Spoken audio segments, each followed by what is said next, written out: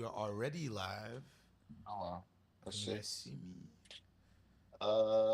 Yeah, well it has the upcoming. Usually when I see that means that like you're live and I just can't see I'm that you're live there. But somewhere yeah, in the ether, man. you are I'm live. there live. It's another beautiful day, Man, do I need a especially haircut? if you will let me go to YouTube Studio. I need a haircut so bad. Maybe tomorrow. Oh, I should put my headphones on. Since since mom's coming tomorrow. Oh There we gosh. go. Not tomorrow. Jesus. Thank God. All right, we are live. What is up, my people? Hope everybody's having an amazing day. We are starting what is going to be a string of super duper rainy days here in Central Florida. And yeah, ain't nothing you could do. It's Florida, it's summer. There will be rain. There must be rain. Yeah, there's no way around it, Yeah, unfortunately. it's kind of it's a thing. You can't get the sunshine without the rain. This It's a is part of true. the thing. This is true. Let me just tell the people on Instagram what's going on. Hope I everybody's having forgot we were an doing a amazing day. PANERAI today. Yes, today is PANERAI Day. As you continue Military Watch Week, which is a great topic suggested by Mr. Duraj. I do not want to know about the Diddy case. Leave me alone. It's Yo, like everywhere, bro. It's Diddy case, Diddy case. I mean, it's kind of crazy he got off, but it's probably because they just try to stack too much against him. They should have just, I don't, I don't know what they should have done. I don't know what they should have done, but giving him a RICO just never made sense to me at all. I didn't understand a RICO charge for him.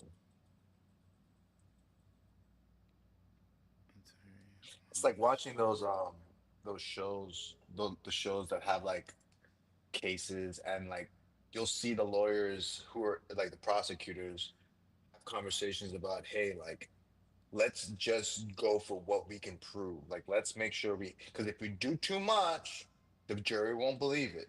And Yeah, but like, you want that big juicy case, man. You want that big but that's the juicy. thing is that they this it's clear that Diddy did some things that were not good, and now he's gonna be able to get away scot free because they try to go too far. And it's Well, I like, don't I don't think scot free, but who knows, man. you're right, you're right. Scot free was not the exact word, but you know what I'm implying. All right. The Instagram people know what's up, and it's not the start of the show if there isn't a Cougar wink. I was gonna say you started with the history of Panerai. Well, just get people warmed up. This is tease you, just as a cloak and dagger situation. All right, welcome back to another episode of Watch Talk Live. It is a beautiful Wednesday. Hope everybody's having an amazing day. We were going with day 3 of Military Watch Week, and we were talking about Panerai watches because they were one of the first military watches that was just ingrained in my brain. But before we start all that, if you need truly independent watch advice, make sure you check out CQTheWatchGuy.com, where this handsome gentleman will be happy to help you with all your timepiece needs. I wonder if you guys picked up that loud crack of thunder. That was crazy. Dang. The rain is coming, guys. The rain is coming. I don't think it's gonna stop You can't until stop next the week. rain. So Can't we're gonna stop have the some rain. July 4th fireworks in the rain. It looks like. Parade. All right, so we're gonna continue what we've been doing for all military watch week. So we're gonna start the show 5-10 minutes talking about the topic of the day, and then when producer Vimal comes in, we'll end up getting pushed into something else, maybe some Richard Mille. There's some Ublo talk. I got Ublo talk Oh for you my today. God. Oh yeah, I'm gonna stir it up. As long as you don't bring up the Richard Mille lookalike, we'll be fine. Yeah, no, I think we can leave the spirit of the Big Bang out of today's conversation. So we're gonna start with this Periscope article on the history of Panerai watches. There are a lot of great articles on Panerai and Panerai history. Periscope has a ton, and I do suggest you check him out. he did a lot of work in just the scholarship of Panerai watches. So I trust him above a lot of people. And in this article, he just kind of goes through the emergence of Panerai. In 1935, the Royal Italian Navy completed this little pig unit here, which was basically a slow running torpedo, or the SLC. So two people would be on the back of a literal torpedo, and this is what you'd use to kind of be under the water, above the water. You put your not depth charges, but you put charges up on enemy vessel, and then you get your little torpedo away, and then you blow up and you do some damage. As you can imagine, this was amazing tech, especially for 1935. Insane. So when this happened, the Italian Navy reached out to Mr. Giuseppe Panerai, and then history was made. But Mr. Giuseppe Panerai was not a watchmaker, so what did he do? He reached out to our friends over at Rolex, who were producing what were called waterproof watches, and he requested what would be the original genesis for Panerai watches, the Rolex reference 2533. What is going on, Julius Caesar? Hello, Pac. Hello, Julius. How y'all doing? That's interesting. It always goes back to Rolex, huh? The crown is always involved. Somehow or another, the crown is always involved. Let me fix my camera. I'm a little, my head's too big. Yeah, so this was the first one, Rolex reference 2533. And then this is showing the original receipt. That's what I'm saying. He just does really good articles. And this, I don't think will this look good on the screen? It might. So he made a guide that takes you through the genesis of the Panerai watches. So from this, the reference 2533 to other Radium Air series, and you can see the production. This is actually really great. It's not the best for showing you guys because it's two-sided like that. Looks like a New York subway map. Yeah, it's actually it's really really good. But take some time and you can go through and see all the origins of all the amazing Panerai that we love. And by the way, this was 47 millimeters. At the time, watches were around 30 millimeters, so this was gigantuan. It makes sense if you want to Gigantuan. be able to read it underwater and stuff like that. Like you need, I would agree that it should be larger. Is that bronze? Is the first model gold? So it's 9 karat gold. 9 karat gold, radium on the loom, skeletonized hands so they could fill it up with radium. Why gold? Why like 9 karat gold? Like why is it plated in that way? Oh, who knows? This was 1936, so I was I, just and, wondering and if there was like a significance with like maybe like diving or something. I don't think so in particular. I could imagine if like Mr. Panerai is ordering one piece, Rolex is just showing off their waterproof case. I don't know. Maybe this is just what they had, and they just said let's just send him the gold one. But this was the one that was Well, tested, I believe. Pack Edridge says Panerai has led in the use of avant-garde materials like Carbotech, Fibertech, and BMG Tech.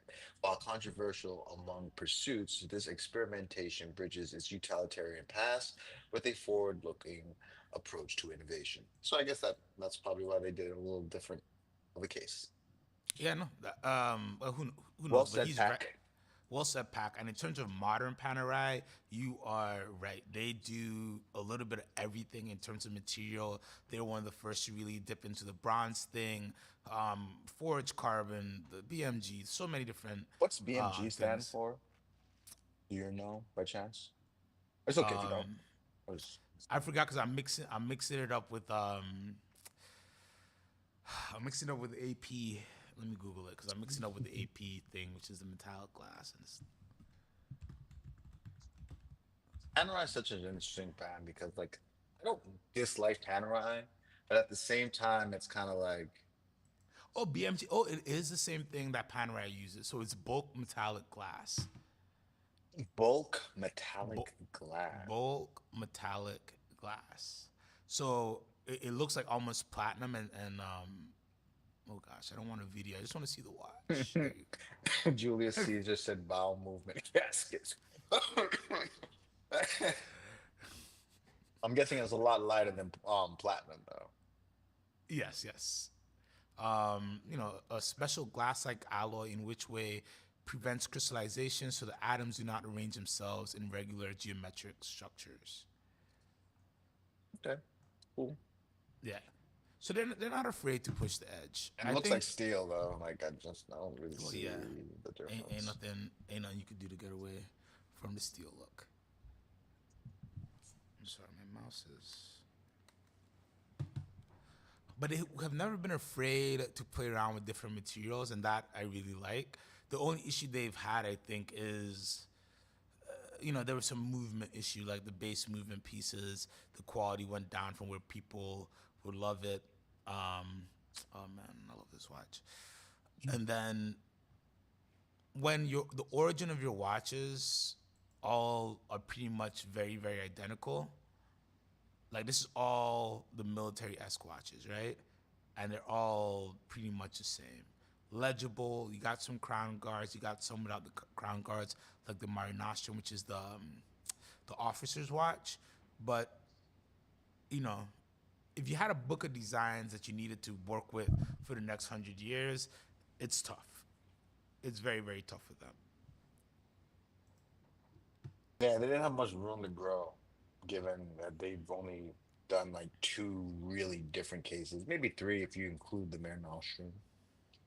Yeah, you could say the Mare Nostrum, the Luminor, the 1940s, It's 1950. like Radiomere, Luminor, and Mare Nostrum. Those are the in like obviously there's some one-offs in the past, but like those are the three case styles. You know, Oh, I want this. I don't like the chronograph ones. I don't know if that's what you picked up, but I I just think don't this is like a the pushers on the perpetual left. calendar with a That's nice. I like the red a and red. traditional It's just hard to look at the chronos for them when the pushers are on the left side of the case, and it just takes away from, in my opinion, the symmetry of the watch. But that is a very nice yeah. Panerai. That's the thing with Panerai. The best looking Panerai will always be time only, maybe Hey, time of the Daraj. day. Oh my goodness, Daraj woke up. It's 3 in the morning. Oh, His wife's Raj, talking. Oh God, dude, do Raj, not get us in trouble with your hey, wife, dude. Raj, you can't blame us. You can't blame us. Tell her we said hello, but you don't go blaming us. Thank you so much No, no, for no. Blame us, dude. You don't want her Well, thinking yes, he's yeah, yeah, having an yeah, but I mean, affair. like, don't Oh, no, blame no, us, blame but us. It's fine, bro. you You know, can use us. As long as you're not really having an affair, it's fine to let him know you're hanging with the watch bros at 3 in the morning. It's but fine. then when we go to visit him one day in Singapore, she's gonna be like, "You're the guy." She's always up like in the middle of the But night. she'll Wait, be grateful we weren't some kind of woman, you know? It'll be like, that's true. at least he was talking with the bros. So use us, Daraj. You've gotten our sanction. Oh man, I appreciate you so much for always tuning in late. You and Tan, you guys are amazing, and all you guys are amazing. All right, I don't know. I like Panerai. I like They're not bad, Panerai. man. The thing They're is, not bad. the problem is with talking about Panerai is that we've already talked about Panerai as much as we possibly could due to the fact that Yeah. there's not much of a variance. Like, there's not much to say. I don't think anybody hates Panerai per se either. It's just kind of like it's there. It sucks that they're probably not going to do anything innovative for a while besides their case material. Like they're really painted into a corner as far as design is concerned. And you said that already, like looking at their past. So I got a question. How much do we care about material innovation? Like, I think if it was innovation in terms of Well, just how about this? Can I double down and say what matters more, in-house movements or material innovation? Because you can make the argument both of them are kind of like, "Ah, who cares, right? But then material innovation is kind of like, at least it's like different metals and stuff. Like in-house movement, definitely, especially after hearing you and others speak about it, feels almost like a marketing sham to a certain extent, and actually screwed over a lot of people due to the cost to get the service and having to go back to the brands.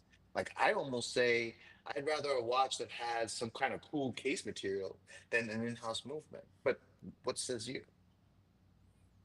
I think that's a great question because I don't know if I care so much about the movement if we're like these watches that we're looking at right now. These are time only date watches. Because they're 9200, I'll question a little bit about the movement, but my expectations aren't really set too high because they're just time, sub-seconds, date. So if these were like finished well enough, I think I wouldn't care. Now, as you start to go closer to like the 20-ish thousand price range, I really do care a lot more about what's under the hood and how it's constructed and who's doing it. But I think in what I look for first in a watch, it's aesthetics. How much I'm gonna wear it? Is there something? What's the catch? What's the hook about this watch? What's a unique thing that I really love? What's the icebreaker fact that I'm always gonna tell at every story or watch meet that I go to about the watch that I'm wearing? The movement probably comes last, unless it is something where it's like a JLC dual met or something that's super complicated where half the fun is the fact that it has a unique movement. But in terms of what I would pay more for, that's a good question. Because if It's it's a really cool material, I think I pay more for the material versus the movement. it's a weird one too because you can't even say, oh, it's only like the lower end brands that work on case materials because then there's Richard Neal who does the TPT. And then, when you talk about movements, I agree. It's more about the the functionality of the watch. Like if it's just a date and sub-seconds or something like that, who gives a damn? It could be ETA. But if we're talking about an annual calendar or a tourbillon or something along those lines, then yeah, you probably do care about what the movement's like. So it's a weird thing. I do think that the mid-tier brands focus a little bit more on those two things. You know what I'm trying to say? Like IWC, Panerai, Omega, they're really focused, hyper focused on in-house movements and, and case material. Whereas, like, you don't hear Rolex talking about upgrading their movements often. Like, yeah, they'll be like, "Oh, the Daytona, we upgraded from the 3186 to the 3189 or whatever the fuck." I don't know the movements, but you know what I'm trying to say. Like, Rolex never really talks about their movements and barely ever talk about case materials. It's usually like, "Oh, we just did a different style of bracelet, if anything." I would love. You're right. Um, I would love to find somebody who's in like the materials side of things, maybe like a scientist or engineer or something like that. Because I just need to know what's the base level for certain prices, for certain materials. What's the base level for forged carbon? What's the base level for Carbotech? I know everything's a little bit different. What's the base level for ceramic? What does a ceramic bezel cost? What does a ceramic case cost? What is like the production, the fail ratio is? I just want to know what I should be giving credit to and who I shouldn't be giving as much credit to. Because, I just don't know sometimes. Because you see these watches and, this is a But what ceramic tech. happens when you find out that like a BMG doesn't cost too much to make? Does that take away from the fact that they still made a watch out of it? Because diamonds, we all know diamonds is kind of a fallacy, but we still pay the price that they are worth on the Well, market. so the thing with diamonds, right? Even if you go to lab diamonds, we can always go back to the cost of R&D, the cost of production, right? People can say like, oh, like lab diamonds are flooding the market, you can make them for nothing, but no, there is a cost to making those diamonds, and the reason why it's just being flooded the way it is because so many different people started to produce these diamonds. Everybody's racing themselves to just get as much volume as possibly for the floor really falls out, right? And these are people who are making diamonds for industrial purposes as well that really just kind of refined it to work in the jewelry process, right? This is lab diamonds has been something that's been around for many, many, many years. So, it becomes the same thing of like, if you can tell me that it took you 20 million in R&D and for every thousand you made only two survived, then we can extrapolate the value. But if you tell me, hey, well, we actually figured it out really, really good, and like Cuba, when I look at Cuba, I feel like they've mastered ceramic to the point that they can make solid blocks of ceramic that have the different spots that looks like multiple pieces, but it's just one piece of ceramic. So I think their cost of production has went down so low. So I don't know. I just want to know how much I should be paying. So, I mean, I get what you're saying.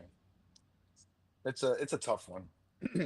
Pack says for a well-rounded collector, Panerai, like the submersible with a in-house movement and advanced case materials, is ideal. If choosing in-house movement offers lasting horological value, while materials provide a unique wrist experience.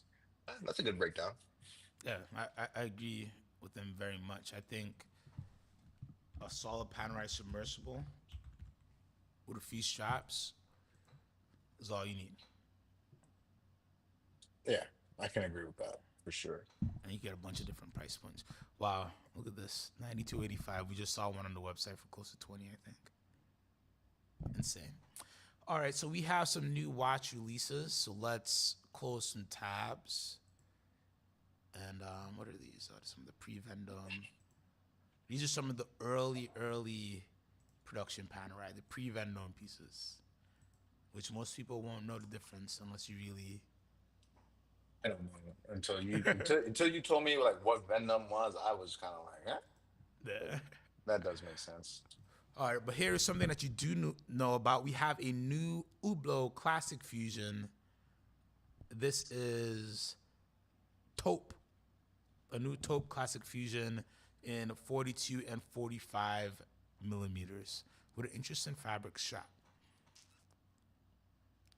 Uh, no, no. Well, you didn't do. You thought you cooked something here, but little did you know, Classic Fusion is the only Hublot I like. I know, that's why I wanted to give you an easy win today. What's going on, Abdul?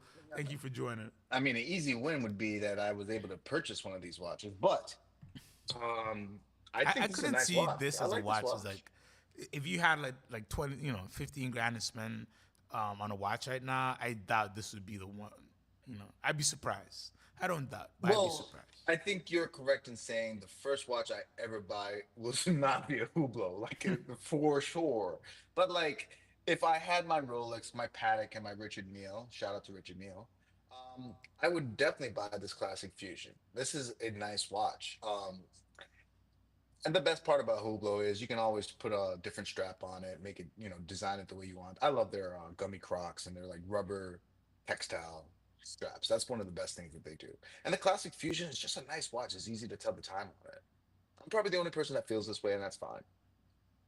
Nah, I think, and this still actually priced pretty decently. I know you're gonna say the movements of blah blah blah blah blah, but like, you know, it's good to see like a day just equivalent under 10,000. That's all. Dual, I feel you. It is overpriced, but I mean, that's pretty much the whole watch market at this point. So here we are. What question for the chat? What brands do you think are accurately priced? Rolex. Meaning that you think the retail is at market value or even under the value. What retail price makes sense to the chat? Rolex. I guess so. Where's the top? Nobody's talking about the top. Where is like? Is this like? What else? Maybe Paddock, but even Paddock is like, Well, no. So the issue is we can't say Patek anymore because everybody's gonna say all the strap models are so far under retail, and which is true. Like with the perpetuals, with like a double price increase, not everything's like 118, 115. So no longer is that the case for Patek. It's in a very strange place if you're thinking about, you know. Abdul R. Watches says Hanhart is greatly priced. Sin Nomos, to name a few. Speaking of Hanhart, and I say Nomos for sure. So why doesn't anybody talk about Nomos anymore? I don't think you want me to answer that, so you can just No, keep no, not moving. sure. Where is it? There we go. Wait, no, no, no. I'm sorry. Who ever talked about no, no? No, no, no, no. Don't say that. There was a time, man. You remember 2016, 2017. Nomos was hot. 2018 Bro, I even. don't even Nomos was remember like, what I was doing 10 years ago. Like, you're asking me if I ate like oatmeal on October 7th of 2016. Like, I have no clue, bro. no, no, Nomos had its moment though. Let's not talk about Nomos like Well, you know what it they didn't have a say, second. a clock is right almost twice a day, even if it's This broken. this is true.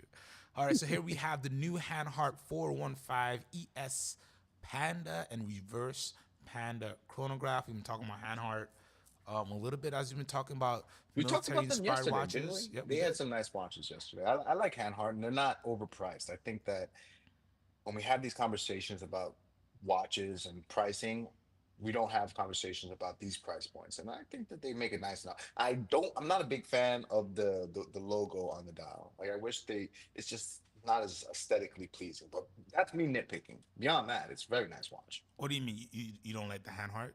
Yeah, it's just I feel like this is a new logo too. They I don't changed think I something. saw that on the ones we saw yesterday. No, I think they had like a different style logo. These actually look pretty good. How big are they?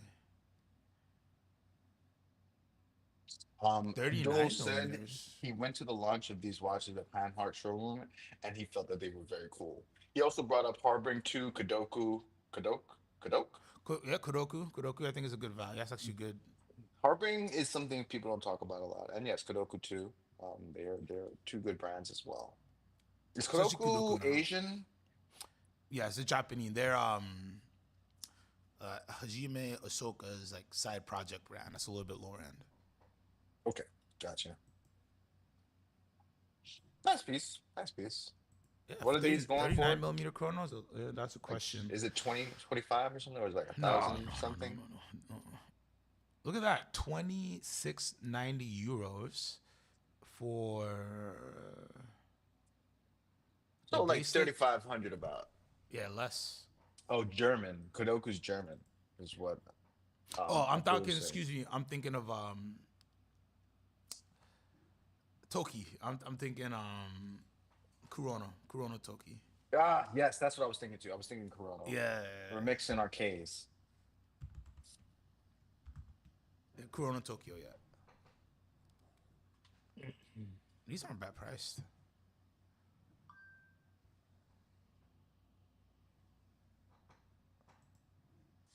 I don't know. Not bad. Not bad.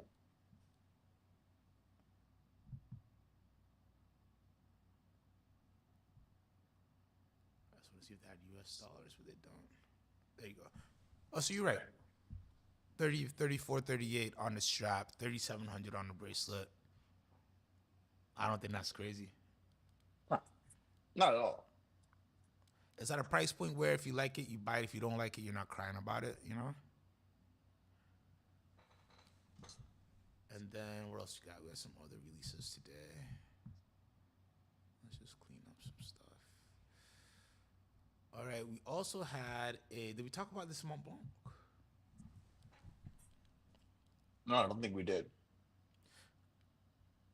Abdul R says their mono push is one of the most affordable ones on the market. I agree.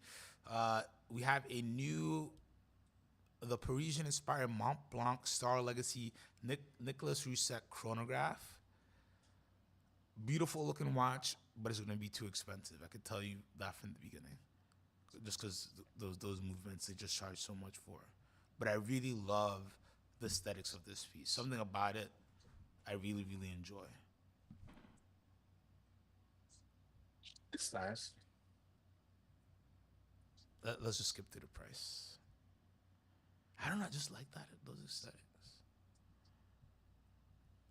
Let me just before I praise it too much, I just need to know how much. What? 8,300 euros. It's not terrible.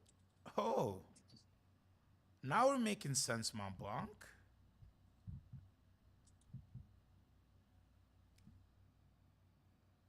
That's not bad for only 10K.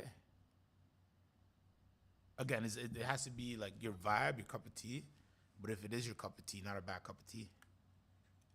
Yeah, I mean, the price for something that's a little bit different, quirky, you're not seeing that a lot. Like especially with the sub dials, the way they're fitted. You know, if that's what if you're looking for something very different, it's not a terrible pickup in my opinion. I agree. All right. Mont Blanc doing well. What else was there? Was something else? The Sega Designs comes back with the Blue Planet 2. I love the original one. I almost bought one. I think I might buy this. And it's just a really cool world Who's dial. It's not a this? world timer. It's a Sega Designs. So it's Chinese made. I mean, it looks cool. The dial, it looks like it's almost popping out. I wonder, is it like a It's like a dome dial, embossed? but the Okay, crystal is flat, but it gives you a lot of depth. that makes sense. That makes sense. Yeah, it's a pretty cool watch. I like. And for the price, for the last one was like under 1,000, and I think this is just a different. You can see how they did it. There's the kind of a half moon there. And let's see, we kept the price $1,400. And you know the beauty about this, you can just buy them off of Amazon. I think that's so cool. Well, you can buy a lot of things off Amazon, but that Yeah, is actually like you're but to right. You're buy right. a watch where the original was a GPHG winner off of Amazon, I think that's pretty cool. The Ratchet's de Mont Blanc is a fantastic look on paper, worth an in-person look for sure. Especially at that price point, they did a lot of Nicholas Rusek pieces that were like the Minerva movements that were very, very high end, that were like 20, 30, 40, 50,000. So to see something under 10,000 US, really, really, these are the weird pictures with this watch. What's going on? Like slightly blurry. All right, let's pick one more thing before we get out of here. A little bit of a short one for you today, guys. Watches gotta go out. I have no excuse. No excuses. And the weather is not helping. Let's see. Let's see. What else did we want to talk about? What else? We already talked about that EMA. Well, Block to Watch is interesting because they will give you every type of watch. You know, when's the last time you talked about Luminox? I don't think I've ever talked about maybe with you in passing, but never like on camera. All right, let's finish with this beautiful Cartier. This is funny because it's a Tank American, but for the bless you, just for Thank the you. European market. I was gonna say, do they even know who they're marketing to with this? Yeah. Well, you know, the I know. Americans have to I know. buy in Europe now because of tariffs. Well, Jerome Powell said if Donald Trump could just take away the tariffs, he'd probably cut the rates. Cut the reds. What do you Oh, think, soon enough. American? This is a very nice dial. I'm not like the thing is for me is like I'm not the biggest fan of the American. I like tanks. Not the biggest fan of like this specific tank. I think this is more of a ladies' piece. Am I correct in saying that? What's the size of this? No, no, this is a men's This piece. is a men's piece. How big is it?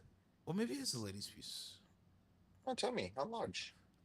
It's 44 by 24. Ooh, I mean, it's not small, Uh, Darn it, is it a ladies' piece? but like it's too slender. Wouldn't you say? Wouldn't you say that Oh no, like okay. The Tank America now comes in three sizes: mini, small, medium, and large medium. what? Mini, small, medium, what? Like they all have medium in them? Yeah. So this one would be the large medium. So this is unisex. Yeah, but like if you have a wrist that's accustomed to wearing larger watches, you're not gonna like this. Just because of how slender it looks like True. it's gonna be on the wrist. Like it looks nice, but I don't think like it probably looks great with the suit, but you can't wear anything short sleeve, in my opinion, as a man with this watch. You Or I need what- to put it on. speak your mind. If Well, I'm you saying you could if you did a non-glossy strap, you could get away with it. But if it's not the size you like, it all depends what you wear these days too, man. I see a lot of people with smaller watches and they're stacking things as well. So I I like kind the dial design. I like kind of like how it almost feels textured from what I'm seeing here. Um, Abdul is right, three sizes. So basically unisex in all sizes, correct. Um, what's up, Joseph D? Good afternoon. yeah, Joseph did. Andy Rogers, right? This is a bit of a wild dial by their standards, and I think this is why it will do well. I Yeah, love the dial, they don't typically do a pattern dial like this, so it's interesting to see something like this from Cartier. and they're playing with the textures. I love that. I Yeah, just don't think that I love the the lengthiness of it. Like I just prefer a more square watch. So that's probably just me. There are probably some people who are going to enjoy this watch. I would love to see a dial, not this exact dial, but similar on the Santos. Ooh, I'd love that. I would love that. On a Santos, I think that'd be amazing. It would be different as hell, man. And then you got one on the bracelet, and you got one with like a muted blue alligator. I don't know. I think the Santos with this dial, woo, that would be really cool. I just want to see Bank American because I feel they're all mostly just like white dials.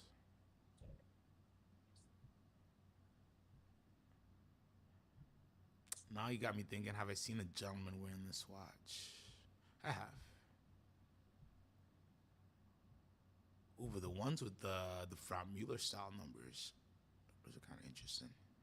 So yeah, Very that's tight. different. Yeah, I don't know. I think if I go this night I might just go reverso, but it's still a very cool watch. Reverso is definitely the best, like rectangular shaped watch in my opinion. Yeah, you can't beat it. There's so many variations. I saw one when I did my event in Washington D.C. That gentleman bought it off of Etsy, and it was like this wild limited edition they only did for 1 year. And it's like, where did you get it? And he's like, I found this on Etsy, and I was like, that's where the gems are. Gems You are the never know. places where I'm not looking. That's for sure. I mean, I'm finding gems, but I would have never thought to look at Etsy for a watch. That was wild. Oh man. All right, guys, it is 3 o'clock and I gotta run do some things. I want to thank you so much for tuning in. You guys are amazing. Do me a favor, like, comment, subscribe, and upvote. You guys are the best. Wait, let me put the wink on. I keep forgetting the wink. And do remember, if you need truly independent watch advice, check out secretthewatchguy.com where you can see all of my services. Wishing you guys a great rest of the week. If you're in the Florida area, please stay safe and stay dry. It's going to be rainy next few days. It's already super rainy today. What do you got for the people, Jay? Stay dry, and yeah, looking forward to more watch talk tomorrow. All right, good night, Duraj, or should I say good morning? And thank you all for tuning in. You guys really are the best. Make it so easy to do this. Have a great day and see you tomorrow. Peace.